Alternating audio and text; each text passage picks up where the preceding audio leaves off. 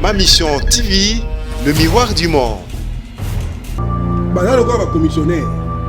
Belgique est comme le Belgique va commissionnaire. Commissionnaire. Il va commissionnaire, il y a américain. Bisso, congolais, tous en élo, va na Belgique. Mais il faut tout le bas au Sengeli. Belgique, ndé azali na nyongo ya biso congolais. Ngai mutu na nyongo na ngai, ngala okuluka eponani. Mais ce qui est là, biso de l'obito qui est na Belgique. Na habité Belgique, a repéré biso nini. Bon, Belgique a tikala jamais kondima, bien qu'on sepela, na koto mama RDC. Oyebi lever la sanction pour na oyebi ça que les arrêter na litoma morote. Moi na mboka koni nga senga, ayebisa bango bigi non na zo remplir ba critères nyos. Bon pesa ngai sanction wana. Parce que pesa sanction wana. Mais lelo oyo, moi na mboka Joseph Kabila Kabanga, apesi biso indépendance économique na Côte du Bénin. Depuis Belgique, depuis 60, ceux qui bango baza na kati ya mboka, ezaka kapona ko créer ba division. Ezaka pona ko créer ba guerre. Ezaka pona ko créer désordre. C'est ça la Belgique. Tobo inde autre lobby domination. Parce que Belgique faut bon ceux qui Belgique a sengi pas revisiter Côte du Bénin wana kasi. Et kotika ko sala mata mukolo moko. Ne faut pas payer le moko. IDPS. Ils appartiennent à progressiste. Joseph Kabila, c'est un progressiste. Ceux qui osent se rappeler. Même idéologie social-démocratie. Mais c'est ça. PPRD social-démocratie. IDP social-démocratie. Oh, on a posé un peuple né. Homme Nazali, Moutou Nazali au centre de tout. Mais et l'autre, bisonné tout le thème, ça peuple congolais a fondé la mise sur place sur la été. Bitumba, Yalumumba. Tile le on a moins d'amboka Joseph Kabila Kabange. Et Zali Bitumba été. Oh, Zali que impérialisme né et dominé la carte Mboka Congo. Il faut peuple congolais associer à comme à niveau de l'activité. Ma mission TV, le miroir du monde. Mbote lisusu na baimboka balandi. Émission à population tobenga kango parlement ya babola parlement populaire. O émission oyo baimboka solo bakanisaka Congo po ete Congo kende liboso Congo ezali na mikakatano na yango esengeli to beta masolo baimboka na o etali actualité politique ya mboka na biso bibino moko na masolo projecteur oyo ngai na kolandela mingi ezali ba dossier Congo central kasi esengeli to beta masolo pe na mobembo ya mokonza mboka bobi ete mwana mboka Antoine Félix Tshisekedi Tshilombo azali na mikili ya bapaya akotambola tomona ye na Belgique abandaki kuna tomona ki ndenge palekaki na France pour rendre hommage na Jacques Chirac oyo azali président ya kala oyo ya France akufaki na ndenge akotambola na mikili ya bapaya lokola na ndakisa na États-Unis kasi lelo tokobeta sete mingi na Belgique bandeko balandi parce que bango baza banoko esenge to solo la lelo na mobembo wana eloko nini Congo ako gagner litomba nini ya mobembo wana bandeko moso babete mokonza mboka akotambola mingi akobebisa misolo ya leta tokobeta masolo poto ibaete congolais to pe Congo eko gagner nini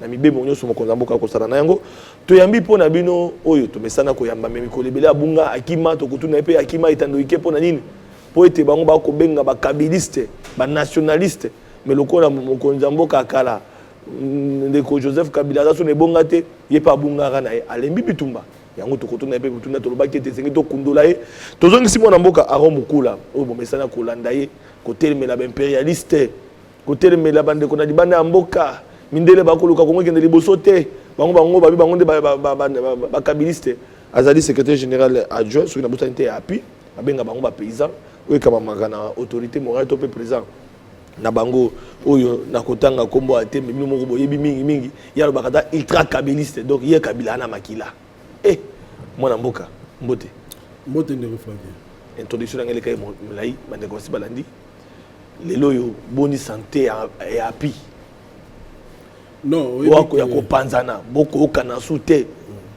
non ndenge ne ko Joseph Kabila za sune bonga te bolembi bitumba non kanisi bien que na kati ya api makambo ezokende na molongo makambo ezali malamu parce que yebi que ba parti politique nyonso tango ezouta na ba élection ezaka na moment maintenant ya bato baluka susu koluka koma comme ils vendent ça na moi moké kotala comment ko préparer sous ma ponami o ko ya parce que ebi que pour préparer l'élection eza eloka moké déjà bozana bitumba wana eza ya munene tout ça déjà na yango je crois même dans les jours à venir nous avons bien anticipé au moins on a déjà na la tournée pour na ko redynamiser sous parti sur le terrain donc eza kalami donc la lipongide caméra na yope ko sala toujours comme d'habitude mais pour la koloba été Koko Nyangi autorité morale topé président oui ako kanate Koko Nyangi non mais vous savez pourquoi donc comme la Félix c'est que dit Chilombo Koko Nyangi ako kana so non ndeko Flavien oyebi mwana mboka Koko Nyangi abimaka pamba te pona koloba abimaka toujours na mutuya akanisi bien malamu ke aza na mobembo muke libanda atambolaki muke alobaki akozonga koloba azwa kozonga tanga kozonga pe na si akosolona to kundola okukunda elongo na ye parce que akoloba parce que ba kabiliste bazali ba nationaliste ba nationaliste bazali tokozala pe tokozala kaka komona te lelo oyo parce que ebi lelo ba faut comprendre lelo moko sens élevé ya mwana mboka Joseph Kabila kola kisaye bolembaka te ete ndeko il faut dans le barango ataza na batu oyo bazana motema ya likunia ya koloba ngo na ndenge ya mabe faut pas comprendre ete azana sens élevé ya komona ke na âge oyo ya ye wana lelo oyo na ba pays ya biso sur ba pays voisins a ba président nous surtout en fonction en exercice ba mikolo na ba mpaka ba mususu ku bazaki pouvoir ya ba boko longwa mais ye a moni ke non il faut respecter la constitution il a respecté la constitution lelo oyo aza ya kopema aza na kotala makambo ya famille politique na ye oyo ezali FCC na biso ba soldat na ye pour que totala ndenge nini toko kokengela mboka ya na ba soldat na ye na mikolo le kata na yamba yo bande ko na mikili apoto loka bande ko Félix Tshisekedi Tshilombo loka bande ko Martin Fayulu ba Jean-Pierre Bemba ba Moïse Katumbi na Belgique ba kovanda mingi kuna olobi kuna mboka ba impérialiste mais tout le monde mo konza mboka o azana bino na cash na FCC mobembo na fongoli na Belgique akotambola mikili ba paya na mboka ba impérialiste eloko li beaucoup kende ko ba impérialiste bino ba nationaliste non na kanisi mwana mboka Flavien na baye bazolanda biso il faut pas comprendre ete biso ba congolais tozana eloko koluka te na Belgique mais foot ndeko il faut to loba o esengeli Belgique nde mutu azali na nyongo ya biso ba congolais ngai mutu azana nyongo na ngai ngana okende koluka e ponani ye o azana nyongo na ngai ne faya pa na ngai pa futa ngai nyongo na ngai oyebi pillage oyo ba belge basala na kati ya mboka ya Congo Belgique nous doit des milliards peuple congolais fayoka makambo oyo batu oyo bachanga makele tangu nyonso na barabara awa Belgique boye na bofu boye bake batu ba oyo tobengaka banoko ya biso bazo lokola detika balobaka ke non ezala banoko oyo bazaka toujours na motema likunya na balankasi na bango parce que ba belge ne bazali wana bazana nyongo oyo kofuta biso na oyo za ba richesse na biso mais soki lelo biso de lobito ke na Belgique na yebite Belgique akopesa biso nini bon Belgique atikala jamais kondima be ko sepela na kotomba ya RDC ba belge bazali wana mais ça c'est clair mais na cadre de coopération entre Congo RDC na Belgique non, coopération RDC Belgique. D'abord, on découvre Flavien, na yebité, ba Belge, ba kopesa bisoni. Oyo ba moule leke ba pesa te, sko ba kopesa yango kala mikolo oyo. Belgique a lelo kopesa bisoté. Aizata mukete. Moi je préfère. Wana zali discours ba nationaliste ou ba extrémiste. Non, problème ezani na ba Belge. Bango ba yakande na sens ya impérialisme. C'est ça la Belgique, c'est la domination. Bayakande ba konza likolo ya peuple. Bino peuple boza na se bango baza likolo. Oyo bango bakolo bayango na bino ne boko sala. Mais pour na biso ba nationaliste lo bayango zobiki non. Wana ezaka po mindele baboyi likambo ya lever ya ba sanction oyo mokonza mboka Antoine Félix Tshisekedi Tshilombo a kosenga surtout pour na bino bande ko FCC. Pour na bino bande ko FCC mingi bozali sanctionner pour na ko boma mboka. Donc bango baboyi yango ko sabino mitema pasi. Oyebi lever ya sanction pour na oyebi sa que ezakata na litoma morote. Moi na mboka ko nyenga senga ayebisa bango biki non nazo remplir ba critères nyonso. bon peut s'engager sanction parce que va peut sanction donc c'est pour vous dire que non et pour na bilongi malamu ezali que mutu azoko vivre na kati ya mboka nazana esengo vivre na kati ya Congo talanda ki c'est mwana mboka Joseph Kabila Kabanga yo so mona na wapi azane na Congo awa na mboka ki matanga apana matanga kindaki na Harare mais c'est ça akenda kinde tout ne ko kende ko rendre hommage il y a un nationaliste mususu akufaki akenda ko rendre hommage tina vana mikina poto te awona ko lukanini ko Mobutu asomba banda ko Nice eloko ba belge ko bazana ngo poso to mama ele na bango luka ko so na kata mboka ko eza nini code minier ko luka ndenge nini bakoki ko déverrouiller yango code minier wana mais bazolanda ngana d'idée index il faut comprendre que code minier ezali héritage d'abord faut se le monde de ko Flavien oyebi ki na 60 biso toujours indépendance politique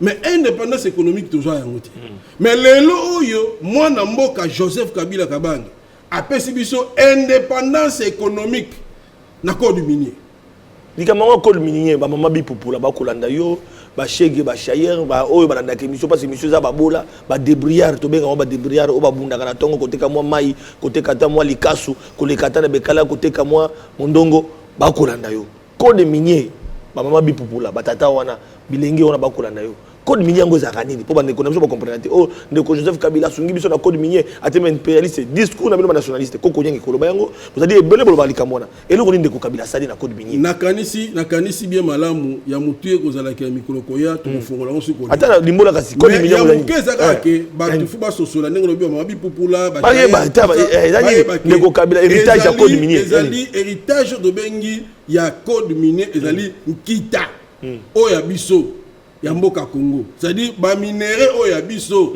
ndenge zelaki ba paya bazaki kolia bazo lia bazo zwa mongo bazo sala kozwa koleka biso moko bana ya mboka mais code minier epesi biso pouvoir wana na nzela ya mwana mboka ete bana ya mboka Congo nde ba profiter na yango au lieu na profit ya ba paya mais ane na profit ya biso ba congolais yango zo mona ke ba dongolo miso ya ba impérialiste bani kola la pongité koluka kaka lolenge ni bakwa kokita pona koluka moyen ko créer des ordres na Italie code minier tango tozoli na makambo ya ba Belge tebi Belgique depuis 60 soki bango baza na kati ya mboka eza kaka pona ko créer ba division eza pona ko créer ba guerre eza pona ko créer des ordres c'est ça la Belgique est là au musulté ça qui wana l'idée index c'est ça qui a pas problème yango bobengana l'idée index bokana souté aye awana ouverture ambassade na bango boko mbela e banzembo mais c'est clair bon biso de même banzembo te peuple congolais na conscience na ye alobi bino boye ko inaugurer ambassade oya bino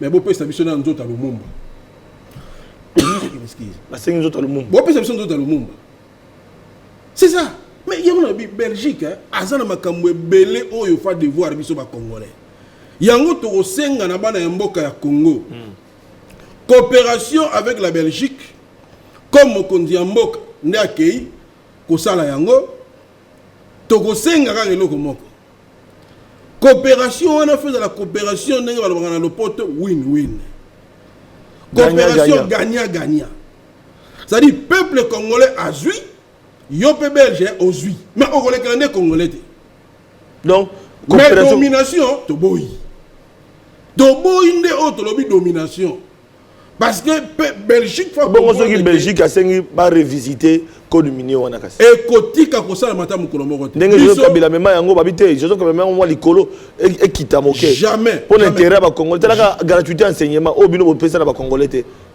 non bino ba kabiliste non toko solo gratuité et enseignement et conseil mbongo tambike ba pa siko so ki ndeko Félix afungoli moke mwa fenêtre wana po ete ba ya code kita mbongo kota po ete gratuité comme effective bandeko na biso ya université pendenge moko donc o maki Congo ke biso salaire ba fonctionnaire ezonga malamu parce que ndeko Kabila atikela ki Congo na niveau na te e ko sape kamabe non code minier ezali né na lobby héritage indépendance économique auto ratagi na 60 auto kwa kozwa yango te mais comme moi na mboka Joseph Kabila atiki yango atikeli na molandisi na ye ozali mwana mboka Félix Tshisekedi faut qu'on appelle le moko IDPS et ça partie ba progressiste Joseph Kabila c'est un progressiste Ceux qui osent se rappeler. Même idéologie social-démocratie. Mais c'est ça. PPRD social-démocratie. IDP social-démocratie. Oh, il y a un peuple né, homme nazali, moutou nazali au centre de tout. Donc pour Nabiso, tu es biqué. Bobo Ika Belge. Maintenant, Mindele Misusu. Le col en États-Unis, qu'on a problème de mété. D'abord, on a biso à France, pour mété. Donc, on a biso à Belgique, on a beaucoup de télé. On dit que les Cambomo, on a Belge. Bangonde Bayaka, qu'on jouait au centre de tout. Là, le gars va commissionnaire. Belgique est comme le gars va commissionnaire. Il va commissionnaire. Il va commissionnaire, il y a américain. Il va commissionnaire, il y a français. Occident, on a. Les centres pour la RDC, c'est la Belgique.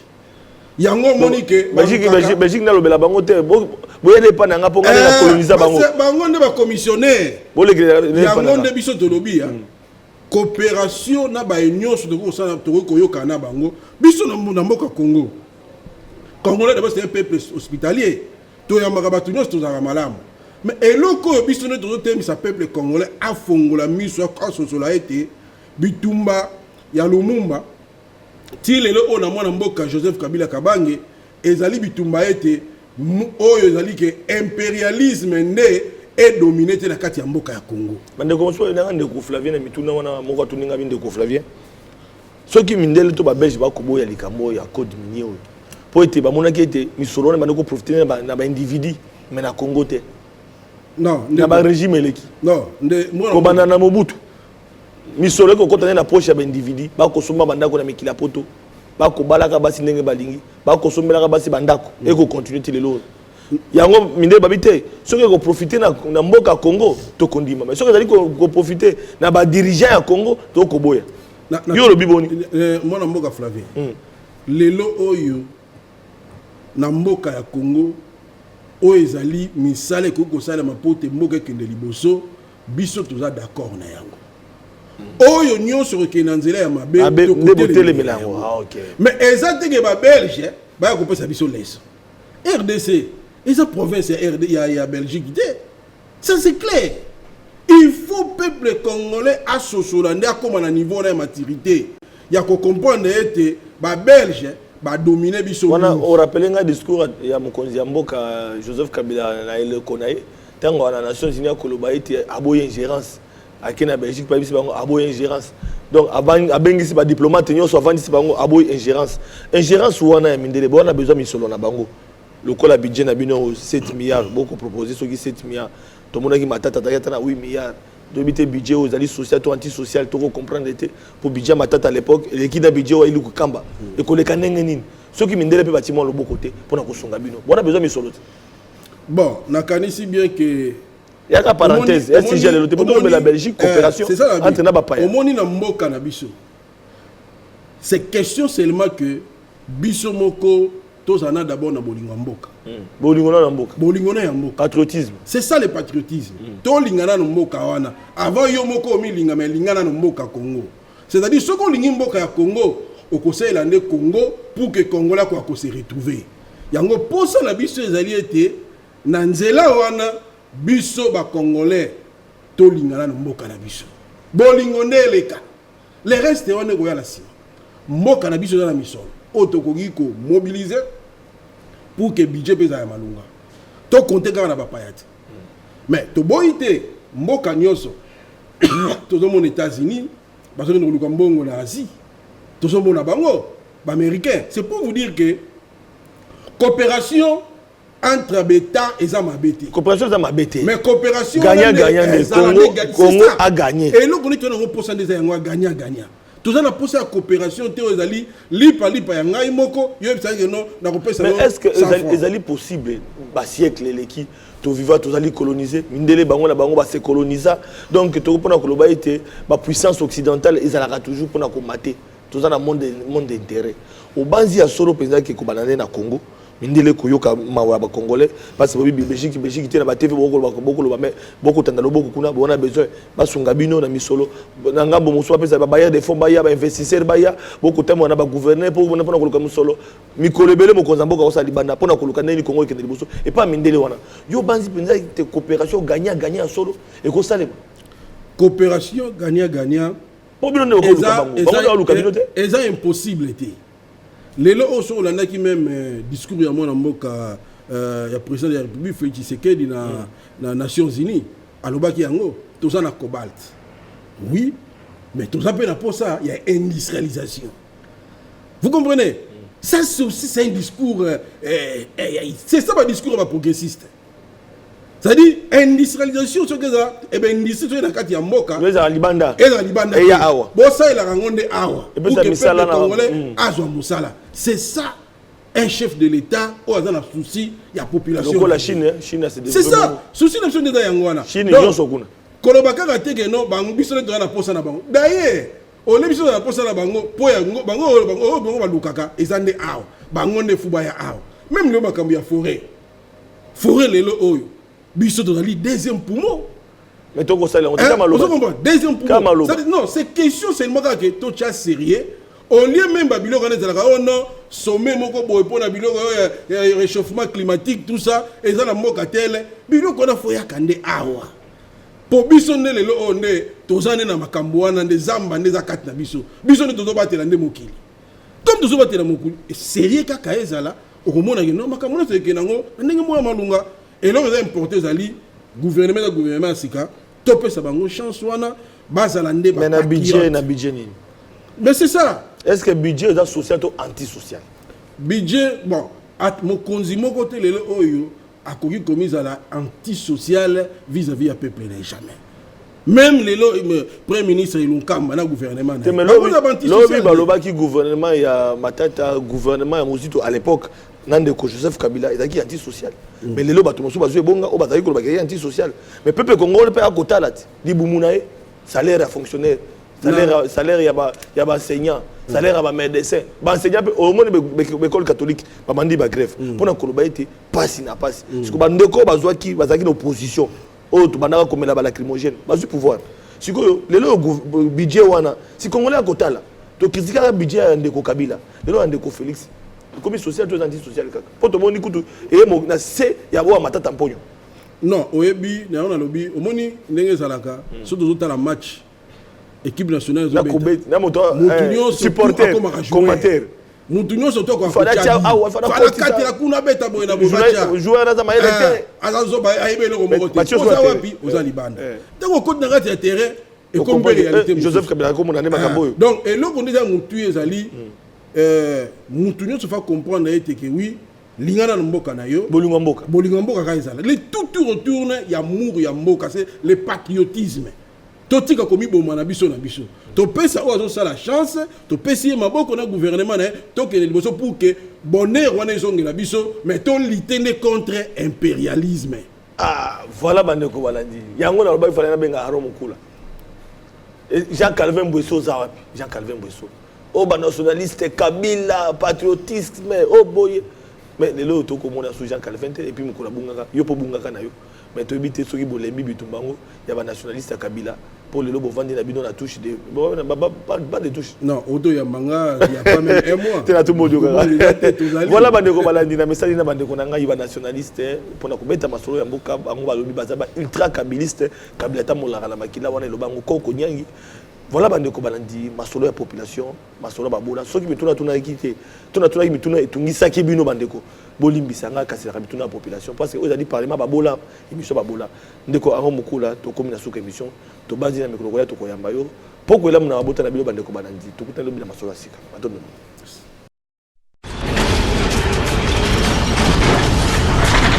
Ma mission TV, le miroir du monde.